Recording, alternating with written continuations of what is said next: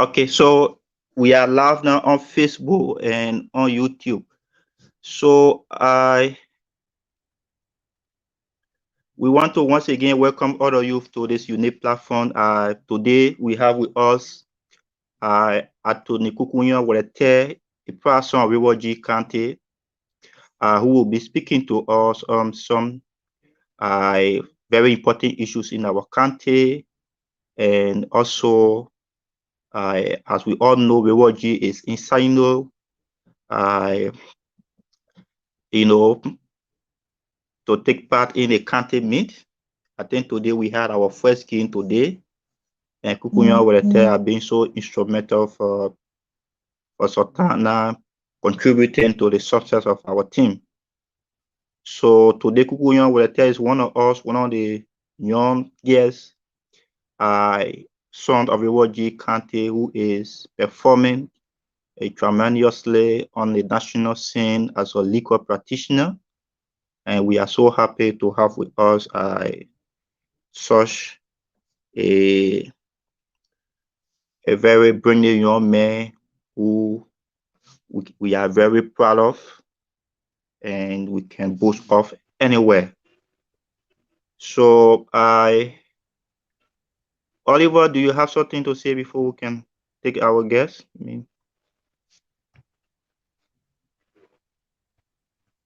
Hello? Yeah, Oliver. Yeah, you are live. Okay. Yeah, you are on now. All right. I want to say thank you ever so much for the invite, and to say thanks to our guest, the Honorable Conte. I want to say thank you and welcome to the platform. We are so excited to have you. Thank you. Okay, thanks. Jovo, do you have something to say?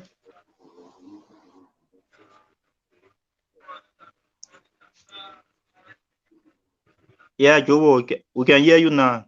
Yeah. Yes, I just want to appreciate everyone of us that are on the platform today, and also welcome our guest. And we are prepared to listen to him to benefit from his fountain. That's all I have to say for now. Okay. So, Andrew, can you hear us? Yeah, I'm live. I'm getting you clear. Okay. Do you have something to say so we can take our guest? Yeah. Thank you for the opportunity, and let me say thank you to everyone who has joined the link.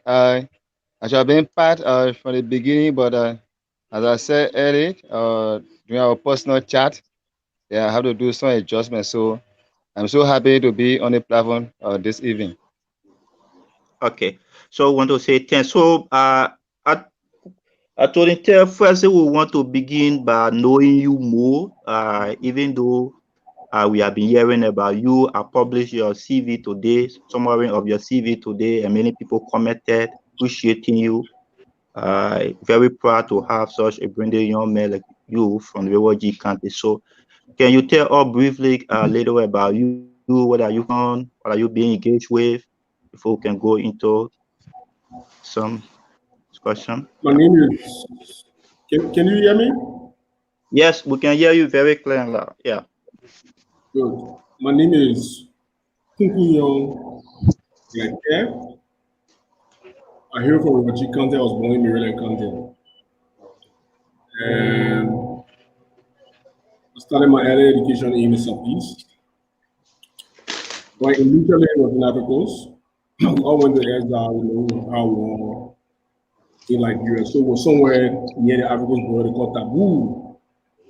So I guess more you have heard about Taboo.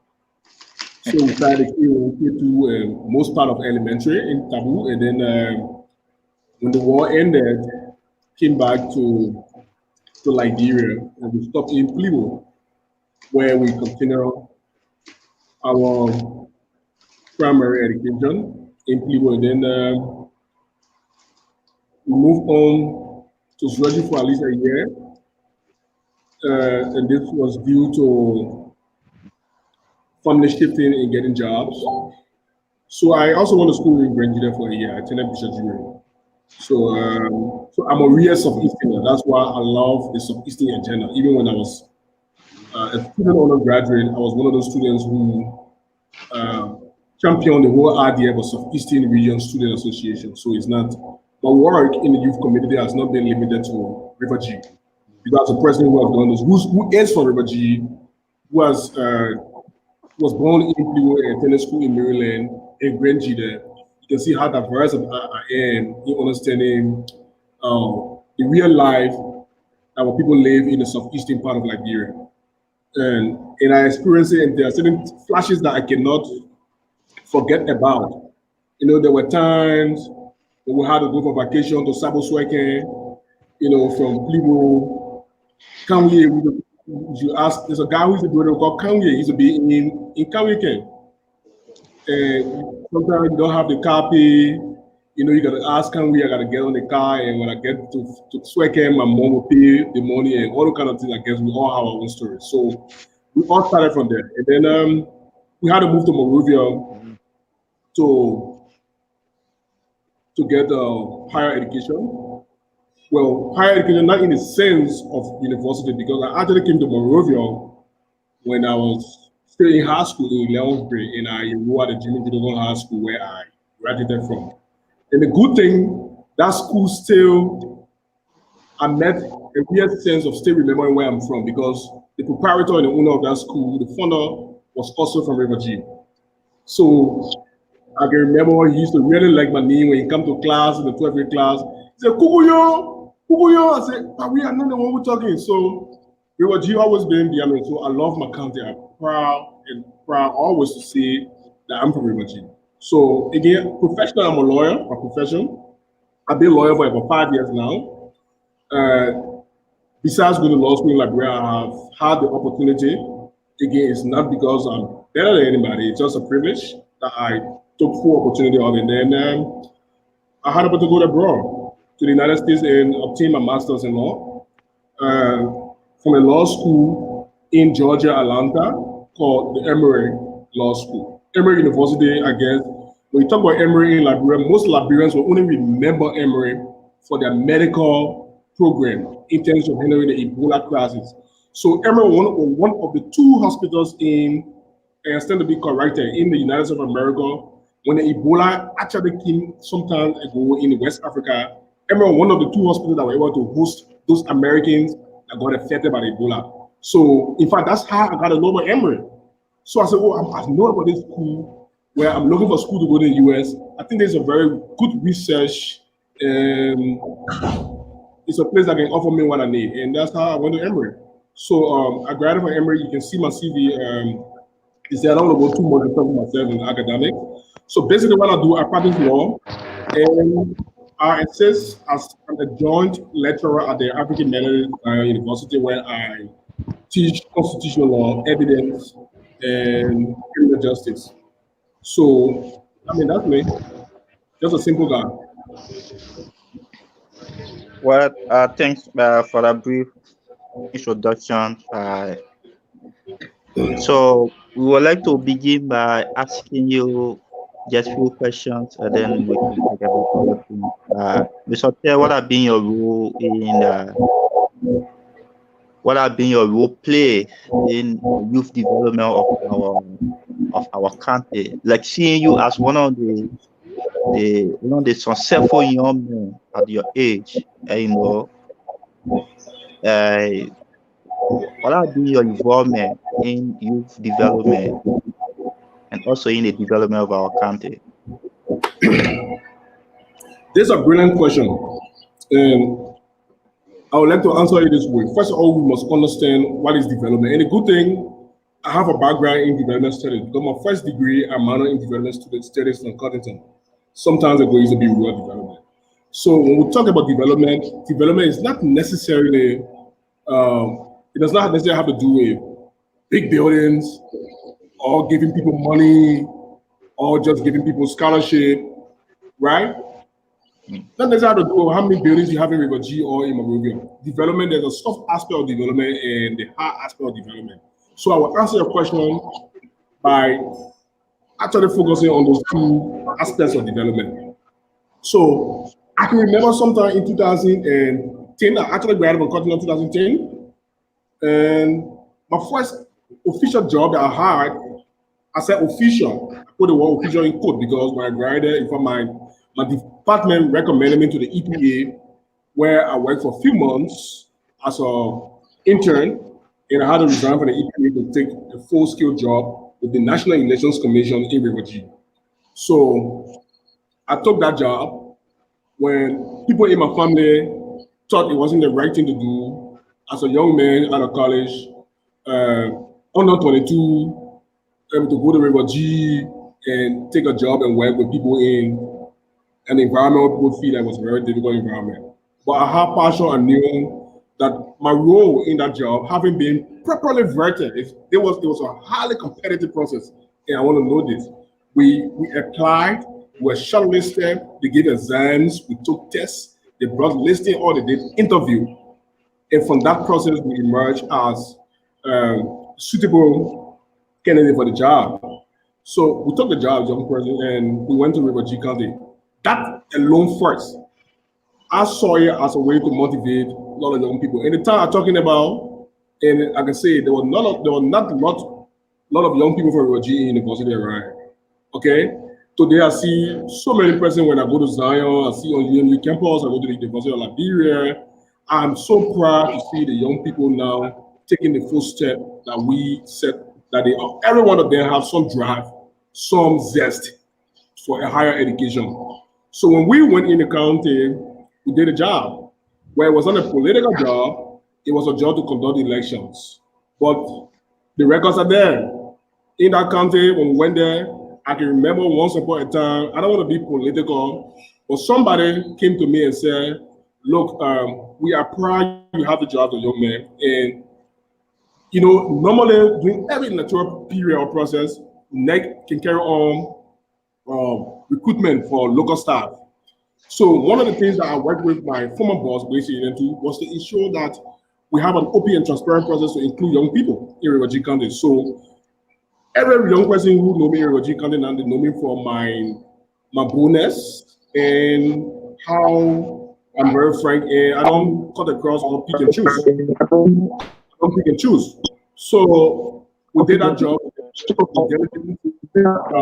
and we performed. We talk about also contribution to River G youth.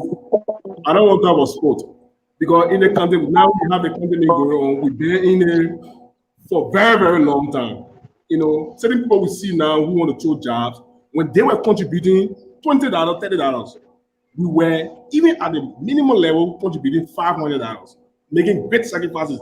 We were contributing $500 when we were even making less than even $700. It was a sacrifice because of the passion and love we have for our country. The records are there. I mean, I don't think this forum is to sell myself what I did. People can talk it, people can say it. I'm not a person who loves the media or social media to talk about myself, but people know exactly about these things. So we've been engaged with young people, and I'm in the practice of law. And one thing, Ralph, I want to also tell you that I took to be part of my practice as a lawyer is that at least every year I should go back to River G to be part of the court opening, and not just to be part of the court opening, but to at least associate with the public defenders, not county attorneys, with the public defender to defend indigents, people who are accused for crimes and they don't have the money to have representation in court. So at least every year, and most often I do this in February because we all know the rule condition. In February, our play becomes in a kind of, it's accessible. I would say it's accessible in February. So every February, I try to go to River 10 and I take part in some cases by associating with the public defenders. Okay, thank you, Mr. Tech. Thanks so much. I would like to ask you a few questions. Then let me ask you another question. Then my colleagues will post question or make a comment. What you always go in the county? I can remember I had a trip the last time in the county. But you always visiting the county. Every year, sometimes you go 2-3 times, 4 times. Every time you go to River G. And what have been your observation in the county? What do you see in the county that need to be faced as a young man? First and foremost, I'm a lawyer.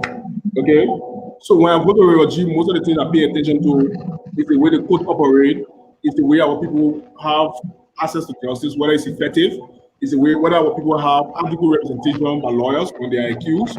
Okay. So most of my attention can be in the practice of law to ensure that the rule of law is actually adhered to in Ryoji. So I mean, I'm a citizen of Ryoji, so I go there, enjoy myself with my family. Sometimes I walk down the T again, and we go play. We tie the lapa, we do the wall dance. And sometimes, I can't remember for very long time I haven't been in Yenebo. Maybe I got to try to go to Yenebo. My mother is from Yenebo. So I like walking that road, passing through Togo so I can get there on the river in the canoe to go to Yenebo Pass from Betiken to Mainken. It can be so enjoyable, you know. It's a very long road.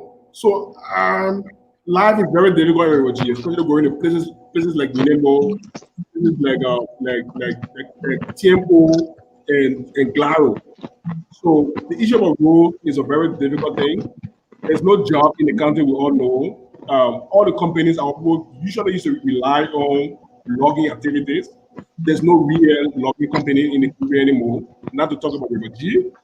And so people are jobless. Most of the NGOs that people used to rely on to live. I mean, they are no more. I mean, Liberia is supposed to country far beyond. The war ended in this country since 2003. So there's no need for, you know, NGOs to still be investing a whole lot of money and efforts in Liberia. So most of the NGOs actually wound down. So people are really jobless in Ryoji. You know, in Ryoji is not where you could live there or go for vacation there every time, where you can just go beyond somebody's house and ask for orange and they give it to you free. Okay, I remember sometimes you can go behind the house, somebody can give you the banana free. This time everybody already know more money now, you know. So Ryoji is becoming a faster growing to be a city with money. So it means that people have to get jobs to work. So I think the issue of joblessness, people to really make their life better. And another focus that I'm actually be concentrating on is the issue of the rule of law. Who's about observation? Our time, Mr. We want to know from you regarding the cantonment. Ryoji is currently in Greenville, and I think 2 days ago we were on the internet and you make a donation. We want to know what really influenced you to make, how much was made, and what motivated you for contributing to the county team. No, Ram, I don't like to talk about donation or made donation. Okay, I mean, I'm not a person who like to talk about what I do, helping people, or not to even say talk about the county team. So this is not a new thing that we've been doing for years. Let's say three years back. You know, we've been making donations to the county team. The only thing we don't go on radio, you know, or to go on my own Facebook page and post and say I'm making this donation of this amount. I don't do that. In fact, I was surprised when I even saw it on the social media. And I think it came from the steering committee, because I understand they have to do that for accountability purposes. So that's beautiful. Yeah, it's true. We contributed. We understand our team is actually not worse. The team is actually in their name. You know, there's a lack of support that we all have to come together and support the team. I understand there are a lot of difficulties and disagreements amongst citizens, because I've been trying to reach to some friends who can also come together and bring resources to help the team. But so many persons, I don't want to say they don't want to do it, but they are a bit lackadaisical in giving their support to the team, simply because they complain that in the past, the issue of accountability has never been taken seriously. I mean, people just collect money and say, okay, they can't even play you, or they call you Mr. Ted, please contribute. They call up and please contribute. So people make this contribution. In the end, there's no records, nobody to account for it. And then when the tournament finishes, even when the country, because mind you now, if you contributing, we have the idea we focusing on the entire tournament. So unfortunately, sometimes we only play 2 games or 3 games, or in the group stage, and we drop. Nobody come out to the account. I mean, sometimes I understand the local authority, the legislature, they make some allotment. The local authority spend the money, and when they call them and ask them to account for, I listened to Dopo yesterday on the show. They ask you to account for it. Nobody wants to account. Nobody feel they're accountable to anybody. So people are really holding their phones tight. Nobody want to spend their money in something that, I mean, it will just be, nobody can say anything. Nobody can answer to them. So, but nevertheless, somebody asked me this. In fact, I would answer somebody, my good friend, brother Pasuku, who is also doing very well in the United States. He has some ties with what he said.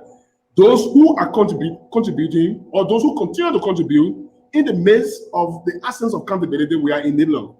It's saying we are all trying to aid, or we are assisting people who don't want to contribute.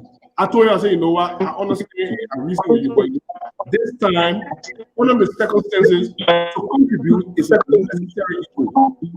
I know it's not a good thing to game, we don't want to come for it, but in the meantime, too, we're going to do something of the interest. The team need money. We all work on Facebook, we hear the program around pimping, we go to Sando. What kind of disgrace? What kind of disgrace?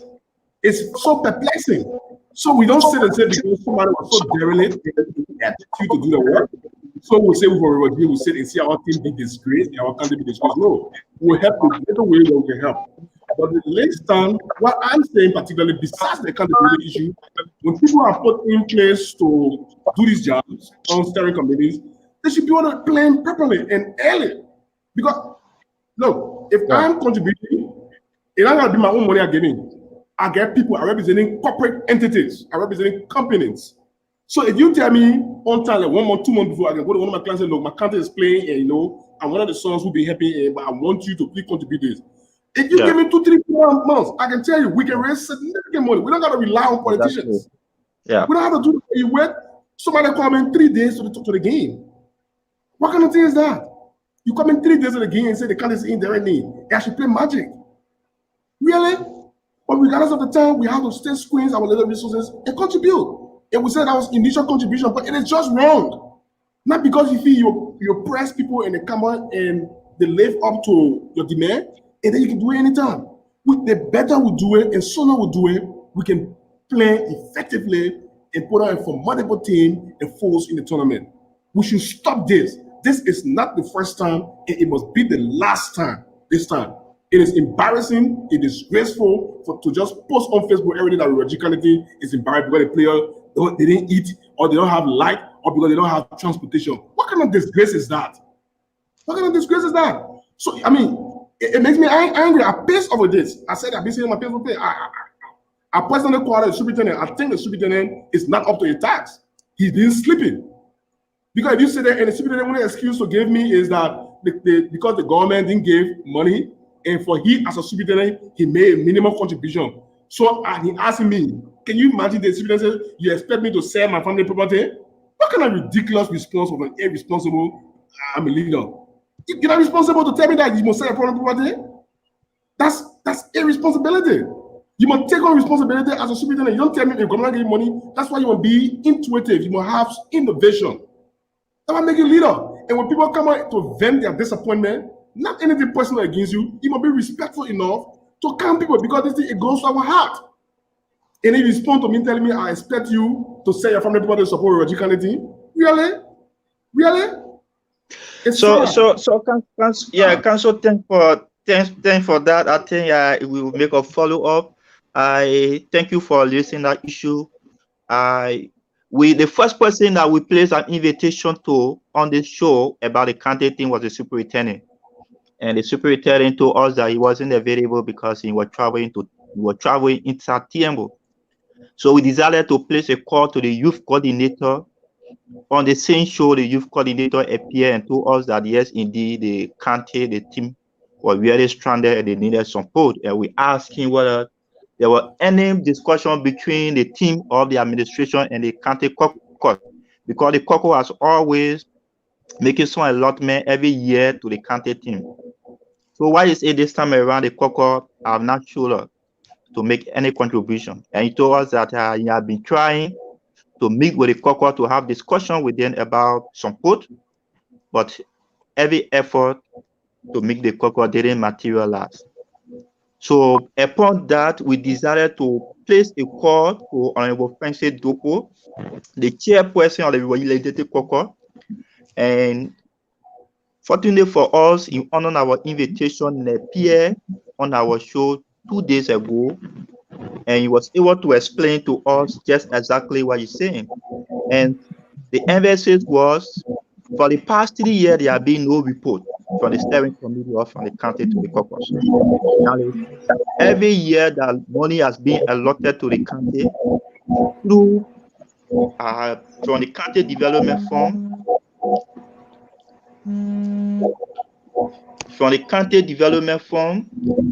Hello, can you hear me? I'm hearing you. Okay, from the county development fund and also from individual contribution, like you contributed, Lavoisier Win in the US contributed, Mr. Toh from the US contributed. A lot of people are contributing individually. At the end of the year, after the league, we should have a report where all of the contribution will be reflected, that people should know who are those that contributed to the county team. According to Representative Francis Young, that has now happened for almost 3 years now. So he said, as a chairperson of the caucus, he cannot this time around approve any funding for the county when the superintendent has refused to make any report to the caucus. So that was his justification for not for the caucus not giving or appropriating some funding to the county team. Well, I mean, we gotta get something straight up here. Again, we're talking about accountability for funds that are raised by the steering committee for the student to account for it, or funds that were given by the government. Because if you have a steering committee, I don't think this one, I mean, even though I've been very high on the superintendent, which of course I have no regret on, yeah, I don't sugarcoat things, I don't need anything for anybody. I mean, I practice in law, I'm okay, so I gotta make the superintendent feel good on me. If he does good, I will praise him. If need be, if no need, I will lambast him. He's a 7. But I don't think it's fair to the superintendent to say if you have a steering committee in place, people who go out and collect money, and they don't want to make simple report. They don't want to make simple report. So if the issue of accountability, if it goes to funds are actually allotted for the county from real government money that the superintendent office is responsible to collect and expend, they ask him for the report. Maybe in the case, what we should do for the superintendent is to make it to follow up because he's the one who, I guess, appointed the committee. Well, I don't know how it works. I mean, but if he reported the committee, he should be able to make a file on that. If they go out to citizens and they collect the money, they should be able to make some report and tell how they spend the money. Because you don't tell me when they go and collect money, all the money they can spend, even if there's a deficit, then they come and tell us, no, you know what, we spend more than what we collected. Let's know. Look, the thing about River G, whether the county team, whether the health, whether education, we must own it. Let me tell you something. I'm a person who from the school, I don't let no free thing. So, very few days ago, I saw people jubilating here when individuals were giving very few sum of money and they were happy. Everybody put their hands between their legs. And some people were all here and spending people. That's not the way we run a system. That's not the way we run a country. That's not the way we run a community. Everybody must own it. It is better when we have our $1.01 in it, we put it together. We always support it and love it and cherish it and own it. Then when we all setting out, vision out, put hands on leg with a few individuals who just come and get the money, then what we expect. So that was wrong. Personally for me, let me tell you the problem how it should be done. Last year county meeting, and this is why I told him directly that he politicized the county team last year. And I guess it was because of the elections that were just held. I personally tested this superintendent. I told him I am pledging $396. The superintendent ignored my text. I went in a chat room, I posted it.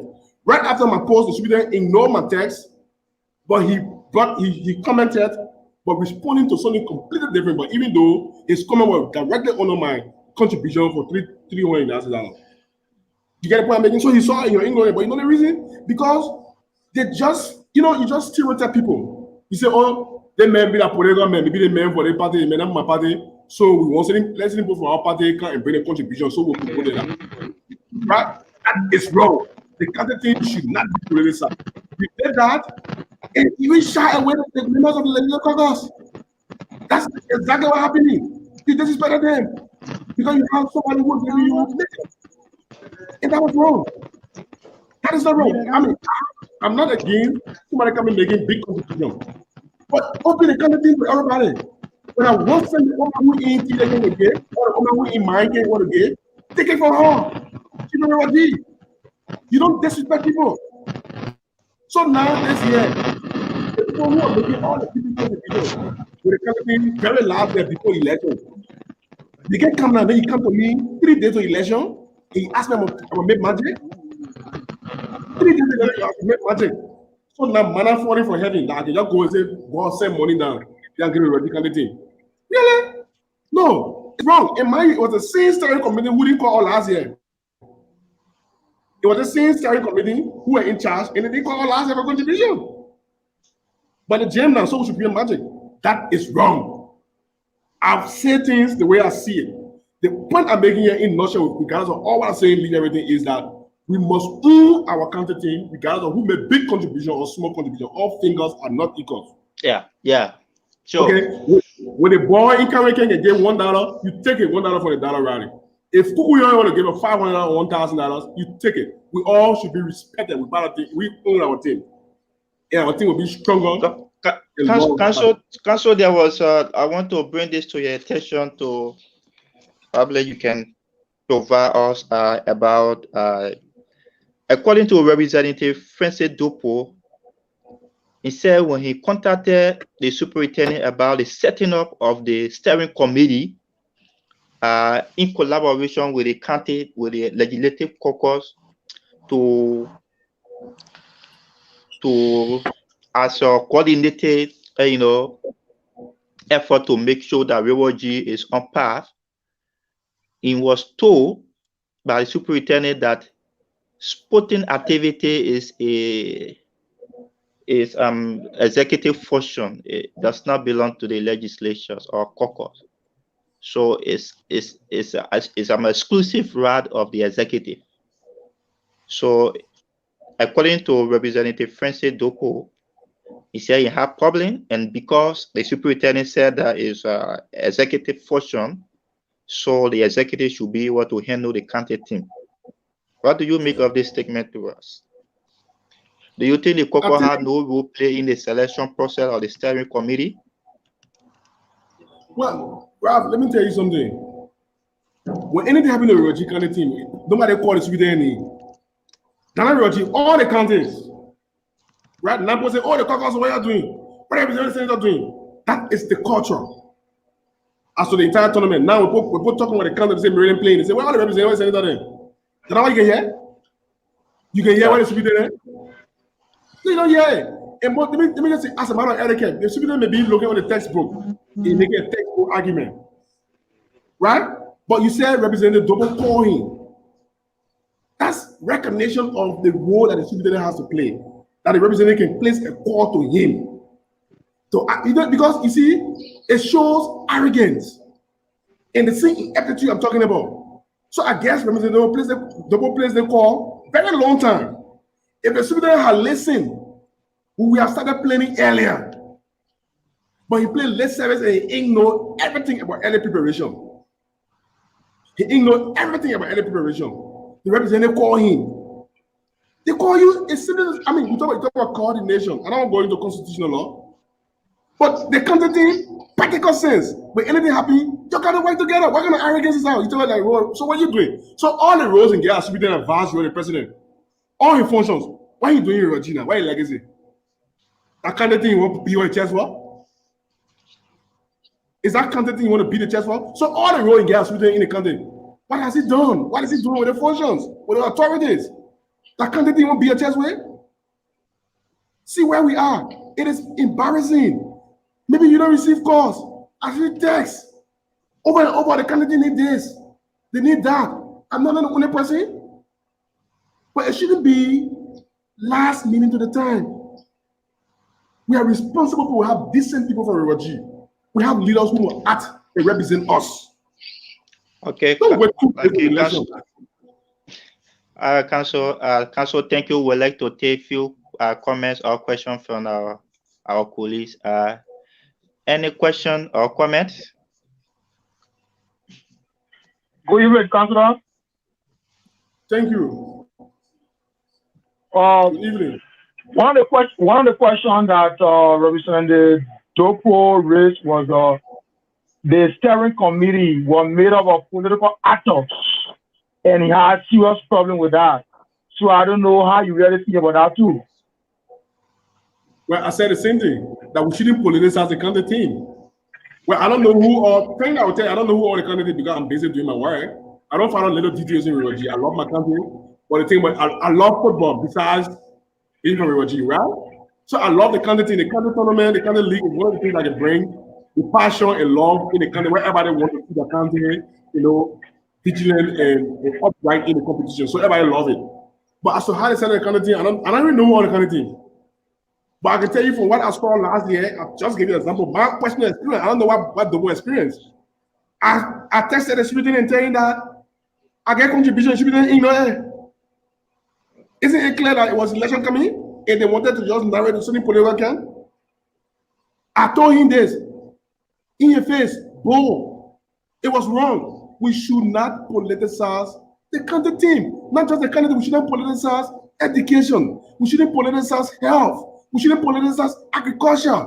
We shouldn't politicize anything that has the propensity to bring us together and to make progress. We should not allow that.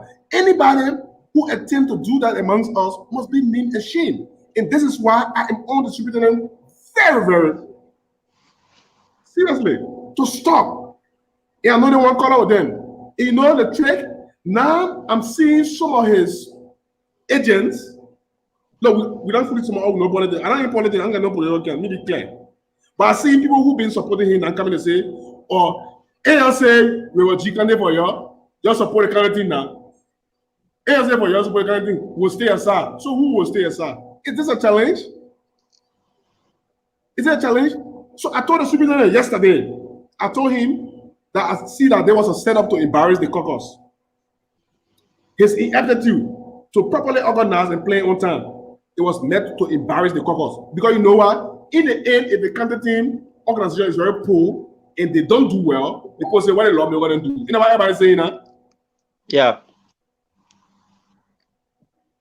Yeah. So we have, let's take Mr. Wizard, do you have something to say? Okay, thank you. Let me firstly say thank you to Honorable Ter for his splendid explanation on some of the issues that you asked him. You know, there are a few things that I wanted to know. First and foremost, has there been any functional soccer team in Rivergy County apart from county meet? And the reason why I'm asking this question is that if for any reason we had a functional soccer team, that team will have people managing it. The superintendent, on the other hand, is from the executive. Now, we are looking at him today because of the county meet. For me, it was a day service to we, the citizens of Rivergy County, that are now poised to make contributions at a dime minute. Like the councillor said, we can attribute this to, poor planning. When people are not taking things very seriously. Now today, people are asking citizens to make contribution. When the steering committee should have started planning this entire sport matters maybe 2 or 3 months ago. So it is unfair. It is unfair. The superintendent is one factor. Another factor is perhaps there have been no functional soccer team in the county. Because I don't want to believe that the superintendent is the captain for the team.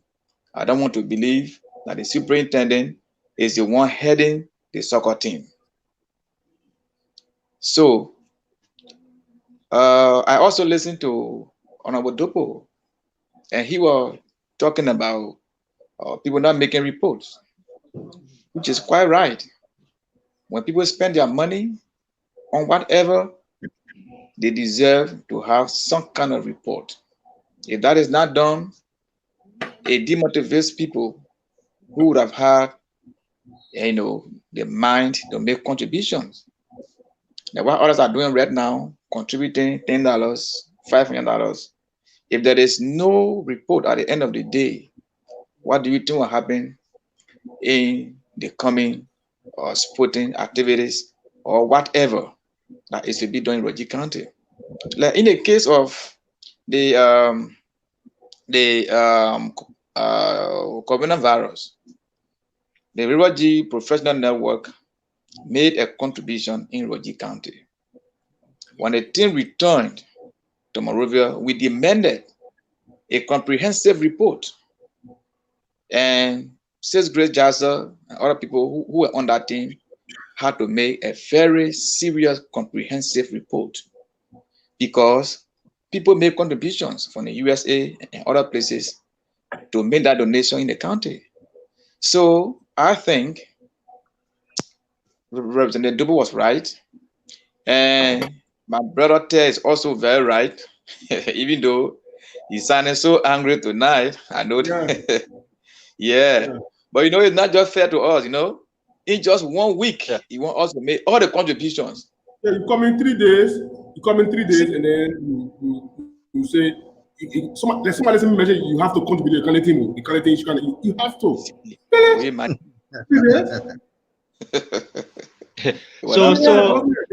So let's see. Let's get comment or question from Jobo. Then we can give Attorney Ted. We have about 15 minutes to go. Okay. So let's take comment from Jobo or question. Jobo, do you have something to say? Yes. To the Anthony there, I want to say I appreciate you for appearing on our show tonight. And I listen to your elaboration. It's just that everything you just said is something that Honorable Dupo said previously when he appeared. So on this issue, for me, I don't have a question to you on the issue, because all the questions I want to ask you, I asked them the way you responded the same way also. So for me, my take has to do with your background. Since you are a lawyer and you got a history in that field, I want to know how do you really feel about the justice system in our county? Okay. Yeah. So before Attorney Kukunyang can take your question, let me pose a Facebook question that I'll be asked by one Lavosha. Lavosha Wynn is a son of Rogie County from the U.S. Arizona. He contributed $210 just 2 days ago to the county team. Yeah, thank you. So he just posed a question, and I want to read a question to Councilor Ted. Lavosha Wynn, he said, to the councilor, what is the working relationship between the court and the people? Is the traditional people of our county understand the application of both the statutory and the customary law? So, Council, you can answer the two questions together, the one that Jobo posed, and this you can just help to. Okay, I will answer the first one first.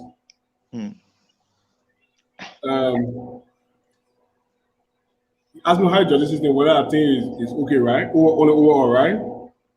I think the justice system is challenged. Okay? And that's why every day, in fact, by the matter of fact, probably I haven't said this. I am a member of the Liberian National Bar. It's not just a member, I'm a member of the Liberian National Bar Executive Council. So I'm on leadership for lawyers.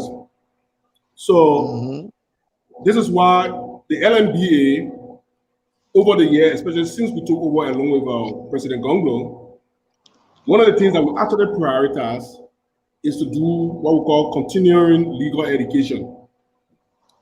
So even if you went to law school, whether you went to Harvard, you went to Emory, like myself, whether you went to get any kind of degree, but once you are a lawyer, we believe any profession, there must be some periodic review and refresh yourself, right?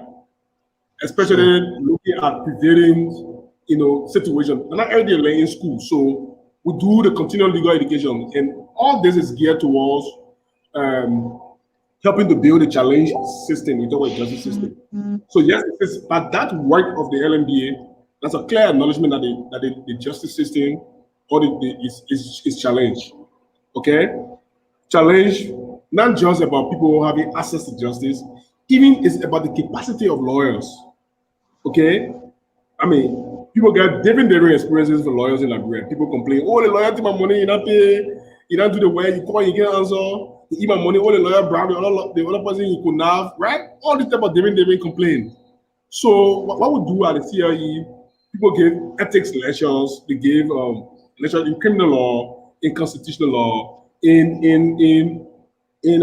money laundering. Now the wars of violence, the law is developing. People are doing law about internet and different areas, maritime law. So different areas. I mean, somebody talked about customary thing.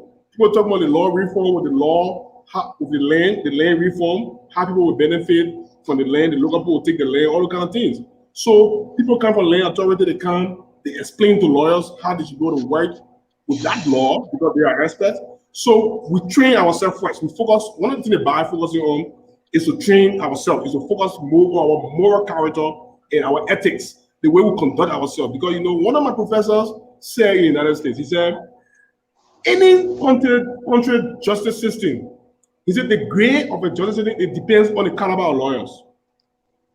You get bad lawyers, you have a bad justice system, right? That's the first thing. If you have very good lawyers who are effective, the justice system will be very good. So, yes, the justice system is challenged, and one of the major reasons is because of the caliber of lawyers we have here. And that's why the bar, the leadership that I am a member of, we're trying to see our best to enhance the capacity of lawyers in the jurisdiction. Yes, the court also is challenged in terms of resources. Look, I tell you something again, and this is so it will make you surprised. I was so surprised my very self. I went to River 2019, February. I went to the court for court opening. Can you imagine if you in court? I went there for a case. If I have a court, in a case, I told you normally I would have take part in one or two cases. While you talking, there's somebody in the court, the clerk, there is no tape writer. Hello, no paper to use for tape writer. I said, computer. River G, the second code, answer my code. Hello, you hear me? Not somebody is in the writing when you're talking. In the second code of record. You can imagine that in the 21st century, it is sad. Very, very much disgusting. In River G, the second code fish tank. No paper to use on tape writer. I'm talking about in computer age. Somebody is writing when you're talking. So the judiciary says even challenge with resources. Very immoral said that challenge. They talk about River G. So you see, so even so now when you go, you see, that's about police station for any code there. You can't smile coming the police station, you pay my way go there, you come away come out. We are the person who really beat the person bloody or one person who money pay the policeman way. So the justice system is actually ridiculous, and we all got to try to work with it. Where I said, as a member of the Liberia National Bar Executive Council, one of the things that we're actually doing is to see how best we improve the standard of lawyers through giving them continual legal education. Did I answer the question? So La Voiture question. Yes. Thank you. Yeah, Yes, so Council, please take the question. La Voiture said to the council, what is the working relationship between the court and the people? Is the traditional people of our country understand the application of both the statutory and the customary law? That's a very good question, but it's falsy. It's falsy because, you know, probably the type of answer Mr. Wayne Ward is a very easy answer I can give you. He said the people understand, they don't understand it. You say as I say who in the country, is it? You say the people understand it, my answer says they don't understand it because you're immoral, sir. Immoral. People don't understand law. But we lawyers can say ignorant of the law is no excuse, right? Yeah, I can say. So but we're talking about traditional practices. Let council, let me just make something like let's talk about the political activities where the people will go in the town and say Bati Akuku will carry anybody that carry the man will find the person. And a lot of traditional practices, and you know, these are things I think he tried to talk about, these traditional value that people try to protect. If you are sure if you are sure that is the intent of the question, let me answer it this way. First, let's talk about Sasewu. You see, we have a hybrid legal system. We have a hybrid system, which means we have two types of systems that operate on, right? you have the customary system and the statutory system, right? Now we talk about the customary law and the primary law. So, I want you to be, just listen to me keenly, because it's not just for the question you asked. Even lawyers are confused with this. So, you have the Constitution here as the highest law of the land. As we all know from civics, the higher law of the land, the Constitution, right? Sure. Right beneath the Constitution, you have the statutes, right? And then you have the customary laws. You get what I'm saying? So the statutes and the customary law, they are the same level, or they should be at the same level, nothing above the frame. Get what I'm saying? But the statute and the customary law, it must comply. It shouldn't contravene the highest law, right? With that explanation, let me say something about Sasewu. And this one, the code has settled in. We used to do Sasewu before. Yo, is that party? Who killed the person here? You bring the man at the time. You not getting Sasewu. We used to do it. Yes, the man drink it. Who put the man down? The Supreme Court say the Liberian Constitution, as I explained to you, I tried to explain to you, is the highest law of the land. So any other law, whether customary or statutory, it must comply with the Constitution, right? And one thing in the Constitution is, in order for you to convict somebody or to punish somebody, you must get a what? Due process. Due process. They must be heard before you condemn them. Which means you must give them hearing before you punish them, right? The person must have the opportunity to be represented by lawyer. That's what the Constitution says, right? The person must have notice to what you're accusing them for. The person must have the opportunity to present evidence, to present the side of the case. Give them fair hearing. It shouldn't be abusive. It shouldn't be arbitrary. It shouldn't be cruel, right? So the Supreme Court said the whole practice of Sasewu, they say it's in violation of the constitutional right of the accused. Because in that Sasewu thing, right? Well, I'm not condemning that thing people be doing for many, many years. But let all be practical. In that Sasewu thing, they will ask you to bring anybody to represent you. They will ask you to bring your staff. Right? They're not going to do it. They're not going to look for evidence. They're just going to give you something to swallow or to drink, and then whether it affects you, whether that's the real thing. I mean, and let me say this. There's no perfect judicial system, even on the customary, on the standard system. It's not perfect. I've read cases before, not here now, but in the United States, where they actually convicted somebody who didn't commit a crime, and they executed them. They killed the person. They've tried in a court, similar court. They get the person had a lawyer, the person had witnesses, they everything. But in the end, the jury said the person is guilty, they killed him. And somebody came by and said, they found the person who actually committed a crime. In an error, that's an error, that's a flaw of the judicial system. So flaw is probable, it's likely everywhere.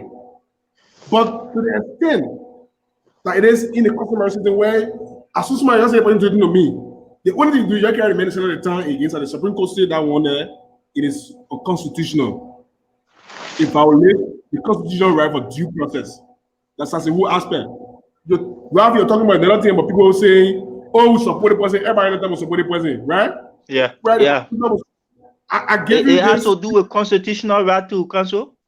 Freedom of choice. Yeah. Okay? You have the right to free choice.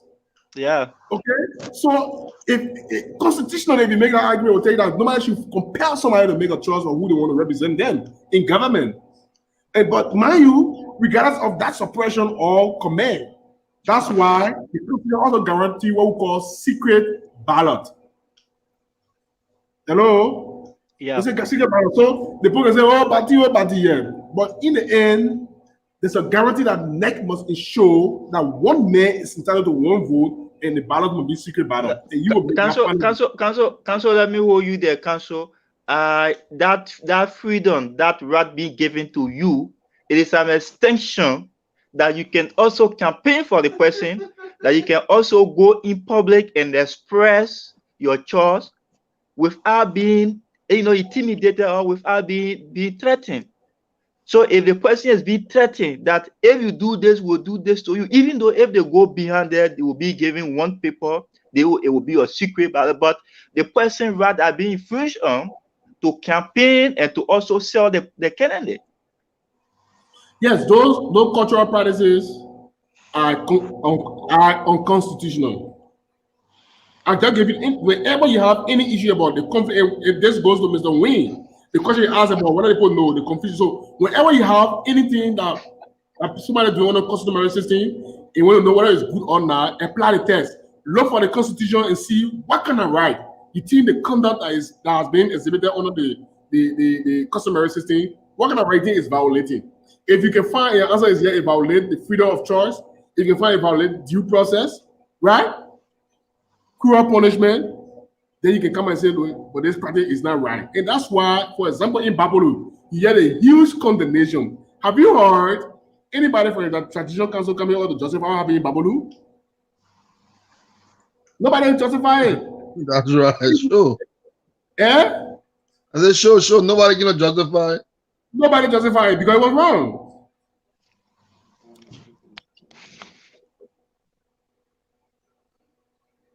I hope I answered the question. Yeah. Okay, Council. So we have just the program was intended for 1 hour, and we have just 5 minutes to go in the time. So, Council, we would like to have your probably if anybody has something to say, then we can have the pattern statement, the question statement of Councilor Ted. Yeah, Ma, do you have something to say? Yeah, I just want to tell the councilor thank you, and we appreciate the fact that he has to take up his time to be on the platform. Don't worry, I'll be councilor soon. We just want to say thank you for taking up the time to be part of the platform. And there were a lot of comments that I read in River G chat room.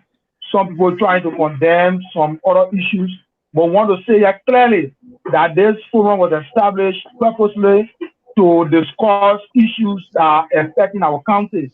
So people should see it in a positive way, not in a negative way. We hail from River G.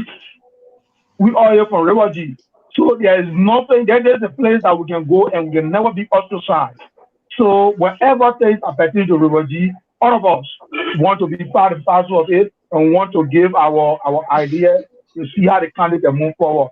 So today, I really appreciate the big brother to be, in on this show tonight. Many ones at Senator Whistler Place, and today I'm having a meeting here. And for the level of discussion, I really admire him, and I think we can make him our role model as a young people. Thanks so much. So I before I just forget to ask one question from River G. Please permit me. Council, you talk about the code there, and there's no typewriter, and someone is using pen to write while people are in code. A few days ago, we had Councilor Wise on our show to discuss the legal system in our country, challenges, prospects of our legal system, particularly River G County. And he talked about the code, that there was some money given to each county to build a circuit code for the 15 political counties of Liberia. Up to now, for 7 years, River G circuit code is being run in a continuum by Omeo. How true is the information? First of all, let me correct something that you say for the records. I did not say there's no typewriter in River G. Okay. When I went there, they never had stationery to use the typewriter. Okay. So they were writing on paper. Yes, as I said, they say I was in court, and the clerk wrote what I was talking about. First time seeing in my life. It was so astonishing to me. I can't believe it happened this time in our age. As I said, somebody told me, Kuku Young were there. Our area in a same continue talking about in court. Just me were presiding. The clerk were writing because no stationery, no paper, and no carbon copy. Yeah, but it was no use. Can you imagine paper? So they show the code. I don't know the politics around the code. I know that all during the former Chief Justice Johnny Louis time, one of the major things that he actually focused, we talk about the rule of law. One of the things that Chief Justice Louis thought that he would have done as Chief Justice was to make sure he enhanced the capacity of the local courts around the country by giving them infrastructure, right? So Riverview County, amongst many other counties of the country that benefited. I saw the building in Babolu. Oh, it's so magnificent. When you see Babolu Court, you would not believe it. You would not believe it. Babolu having one of the best circuit courts in the entire country.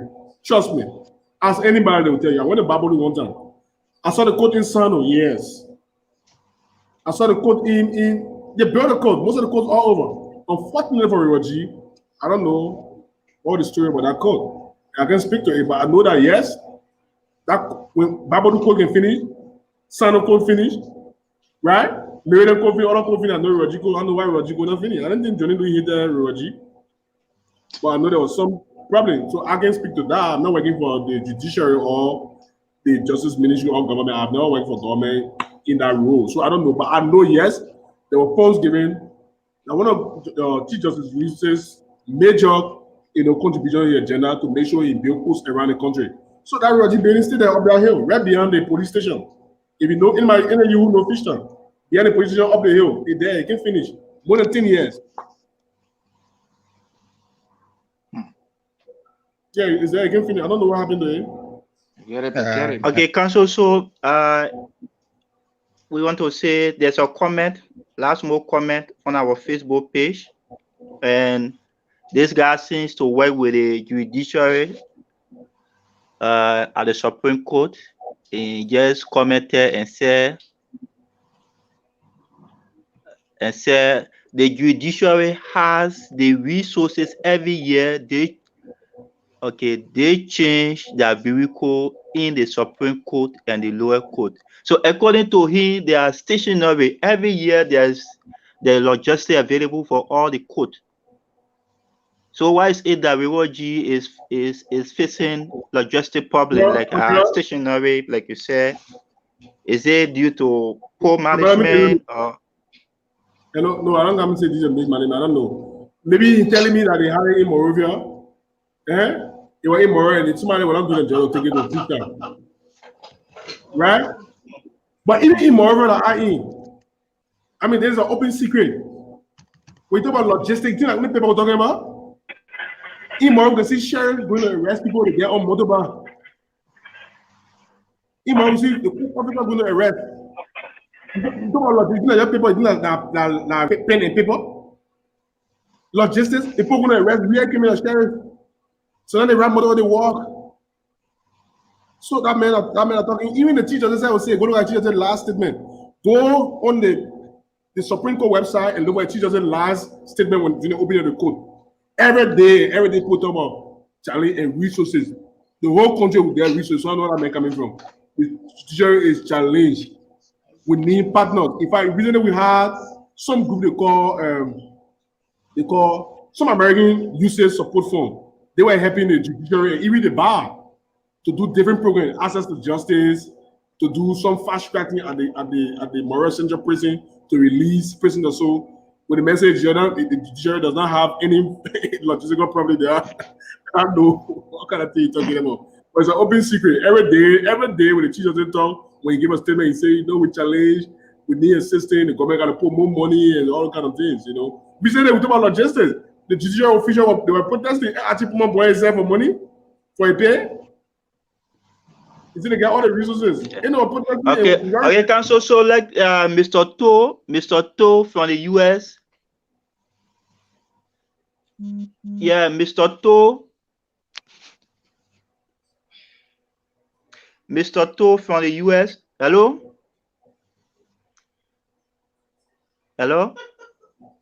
I'm listening. Okay, so Mr. To just posed a question from the US.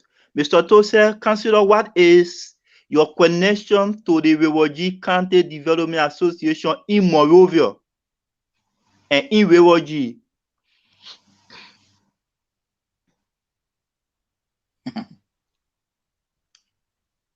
Council, that's a question from our public. Mr. To is in the US and he just sent a question on our Facebook page.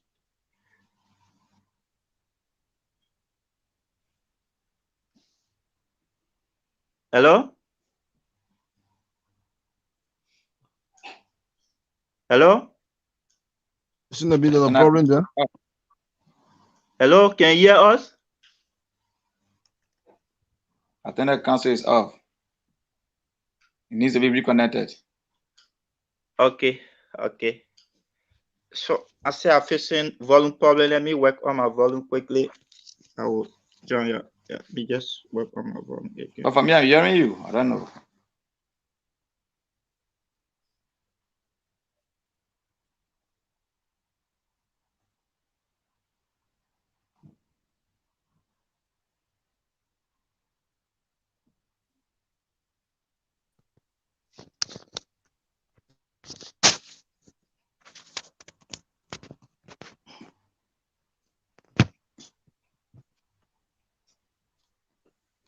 Hello? Okay. Hello? Yeah, I think I answer Mr. Two last question. Yes. So Mr. To is asking, what is your connection between with the Rewardee Development Association in Monrovia in the county? Were you able to work with any Rewardee organization, like offering legal service to them as an attorney of the county and as a legal practitioner from the county?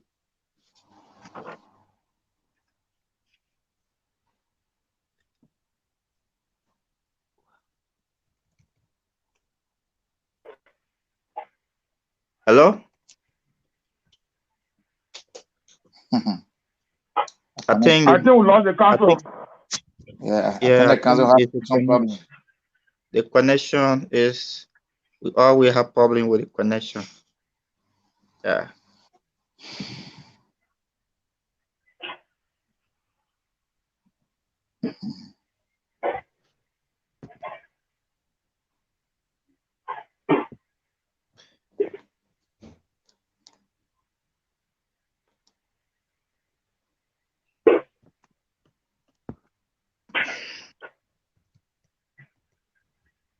Okay, so while we wait for the council, Oliver, do you have something to say? Well, just to say thank you for. We would like to host the head of the Rewardee Professional Network to give us some updates, and we would like to also, maybe you can be the right person. But you can go on. Do you have anything to say, to any message to the young people, any message to our people, any message to our football team? Well, Ralph, firstly, let me say thank you for hosting this program and to the council who just left the line, and all of those who are on the platform, including those of our citizens who are following right now, to say thank you ever so much for developing so much interest in seeing the county moving forward. What I can say honestly is I want to encourage everybody from Rewardee County. We know that things are tough a little bit, and in fact, the superintendent and his team didn't just do us justice, but at the same time, we cannot neglect the team. And so we call on everybody to see reason of making some contributions that will enable our players, to do what they can do, because at the end of the day, they are representing our county. Yeah, basically, that is the call I want to make, to add on those of you who have been making the call all around to see how our team can be assisted. So again, I want to say thank you for allowing me to appear on the platform, to share the platform with such great personalities. I will be glad anytime to appear to discuss issues relating to Rewardee Professional Network and what we do in Rewardee County. So thank you ever so much. All right, thanks so much. Mark, can you give out an update from the game today? Well, I don't know because today is Sunday. I was like very busy today from meeting to meeting. But what I saw on the social media, Edwin Melvin Snow Jr. congratulating the girls team that they defeated Rivers 5-4. So that's the information that I got from there. But since they haven't called anybody in final to find out the result was just like. But that's the post that I saw from Edwin Melvin Snow Jr. Okay. Yeah. The result. I think I follow it. Our girls, our kickball team was defeated, as you said, 5-4, and the soccer game drew 0-0. Okay. Yeah, it drew 0-0, and the soccer team now in the zone. The team are in the zone. All the 4 teams got 1 point apiece at each other now. So the zone is difficult and very strong. Everybody got 1 point. Nima 1 point. Roger 1 point. Bombing 1 point. Sando 1 point. All of got 1 point. So games with there are 3 more games left. The boys did well. I didn't want the game, but those that saw the game on KMTV, they told me the game was competitive. Yeah, so I appreciate that too. Well, we hope to win our next game. So, where we be playing our next game, and which country are we playing for our next match?